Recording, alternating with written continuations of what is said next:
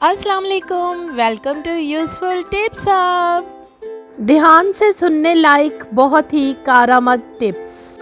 आलू के खुश्क टुकड़े लोहे के बर्तन में एक दिन के लिए भिगो दें। दूसरे दिन इस पानी से सर धोएं और ऐसा हफ्ते में कम से कम 2 मरतबा करें। मुसलसल ऐसा करने से बाल स्याह हो जाएंगे। 1 लीमू का रस पानी में मिलाकर रोज़ पिया करें। 4 लीमू लेकर इनका रस निकालें, इसमें पिसी हुई थोड़ी सी फिटकड़ी मिलाएं।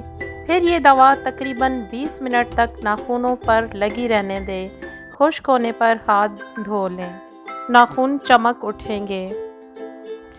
दही अगर बहुत खट्टा हो गया है तो इसे ज़ाया करने के बजाय इसमें चांदी के ज़ेवर भिगो दें और थोड़ी देर बाद धो लें।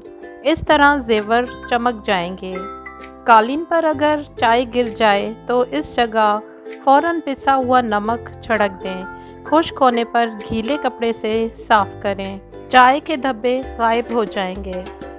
चमड़े के सूटकेस चमकाने के लिए एक नरम कपड़े को नींबू के रस में डुबोकर सूटकेस पर रगड़ें, सूटकेस चमक जाएगा। कपड़ों पर अतर या किसी परफ्यूम का धब्बा पड़ जाए तो इसे टाटरी से मलकर नीम गर्म पानी से धो लीजिए, धब्बा दूर हो जाएगा। जीन्स की पैंट धोते वक्त 1 बाल्टी के पानी में 4 खाने के चम्मच सिरका डाल दें तो पेंट का रंग खराब नहीं होगा। मक्खियाँ नाक में दम कर देती हैं तो खाना पीना दुश्वार हो जाता है, लेकिन अगर किसी जगह पर पुदीना लगा दें तो मक्खियाँ नज़दीक भी नहीं आएंगी। मटरों को उबालने के फ़ौरन बाद ठंडा पानी उन पर डाल दिया जाए तो उनकी सब्ज़ रंगत बहुत खुशनुमा रहती है।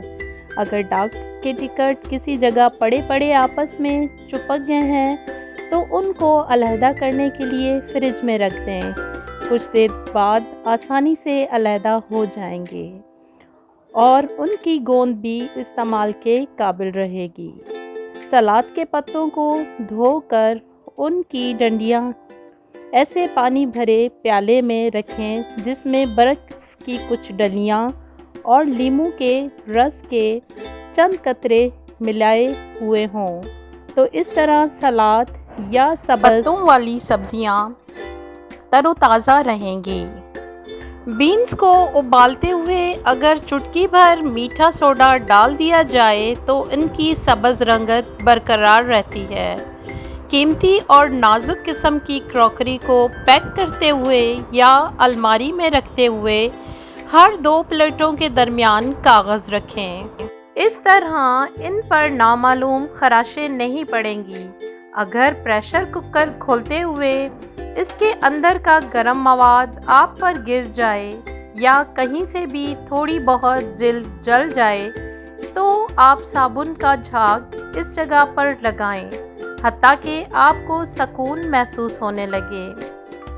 आमतौर पर शीशे के गिलास एक दूसरे के अंदर रखने से चिपक जाते हैं, तो ऐसी सूरत में गिलास के अंदर बर्फ़ या बर्फ़ का पानी डाल दें और फिर बाहर के गिलास को गर्म पानी के बर्तन में डुबो दें तो ये गिलास अलहदा हो जाएंगे। खाना खाने के बाद थोड़ी सी अजवाइन पानी के साथ खाने से मोटापा दूर होता है। कमज़ोर लोग अगर रोज़ाना 10 दाने इंजीर खा लिया करें तो दुबलापन ख़त्म हो जाएगा।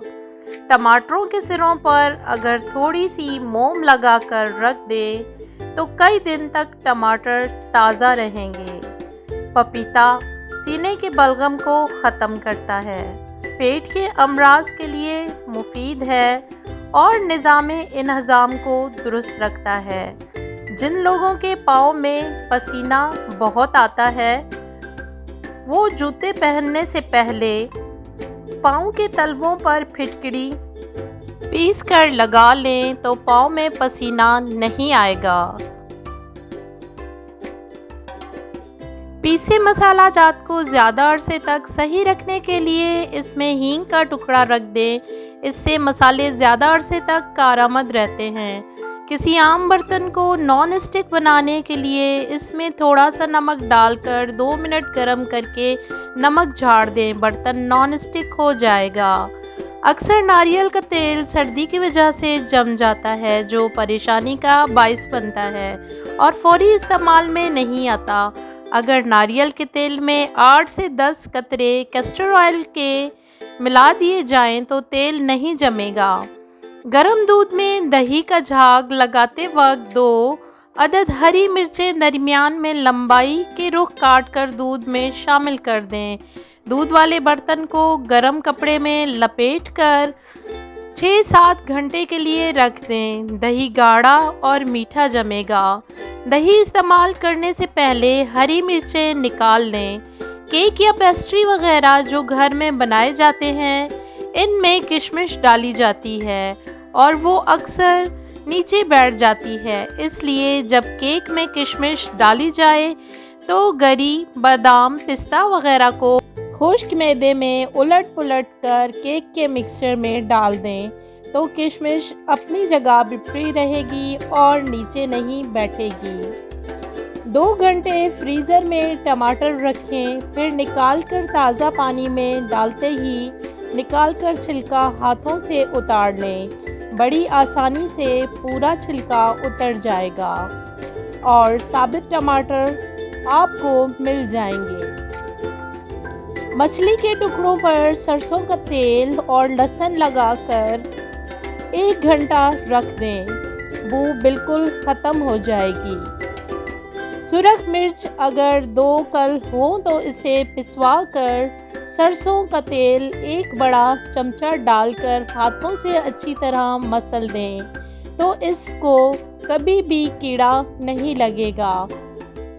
چاول ابالنے سے پہلے پانی میں 2 یا 3 چھوٹے چھوٹے ثابت پیاز ڈال دیں اور تھوڑا سا لیموں کا رس نچوڑ دیں۔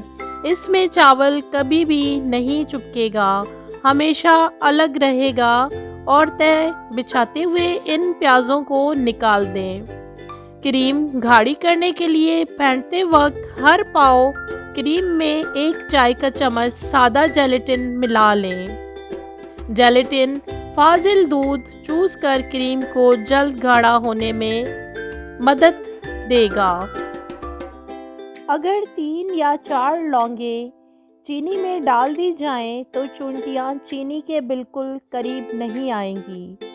ہونٹوں کی سیاہی دور کرنے کے لیے ٹماٹر اور کھیرے کا رس ہونٹوں پر لگائیں، کچھ دنوں میں خاطر خواہ نتائج حاصل ہو جائیں گے۔ گھر میں چونٹیاں بہت زیادہ آتی ہوں تو ایک ٹب میں پانی کے ساتھ تھوڑا سا مٹی کا تیل ملا کر اس پانی سے گھر کا پونچھا لگائیں۔ اگر کارپیٹ بچھا ہو تو اس کے کناروں پر پونچھا لگا دیں۔ 2 سے 3 بار یہ عمل کرنے سے چونٹیاں دوبارہ نہیں آئیں گی۔ کنگھیوں کی صفائی کے لیے گرم پانی میں تھوڑا سا واشنگ پاؤڈر اور صابن ڈال دیں اور 20 منٹ کے لیے کنگھے اس میں بھگو دیں۔ پھر برش کی مدد سے اچھی طرح صاف کر لیں اور گرم پانی سے دھو لیں، کنگھے نئے جیسے ہو جائیں گے۔ اگر گوشت پکاتے ہوئے یا بھونتے وقت جل جائے تو اس میں آدھی پیالی دودھ ڈال دینے سے جلے گوشت کی بو نہیں آتی۔ آئی ہوپ آج کے ٹپس آپ کے لیے ہیلپ فل اور یوزفل رہیں گے، اور اسی طرح کی اچھی اور یوزفل ویڈیوز دیکھنے کے لیے میرے پیج کو لائک کریں، سبسکرائب کریں۔ ویڈیوز اگر پسند آتی ہیں تو فرینڈ اور فیملی ممبرز کے ساتھ ضرور شیئر کیجیے اور گھنٹی کے آئیکن کو دبانا نہ بھولیے تاکہ میری ویڈیوز آپ کو بر وقت اور فری میں دیکھنے کو ملتی رہیں۔ اسی کے ساتھ مجھے دیجیے اجازت، دعا میں یاد رکھیے گا۔ اللہ نگہبان اینڈ تھینکس فار واچنگ۔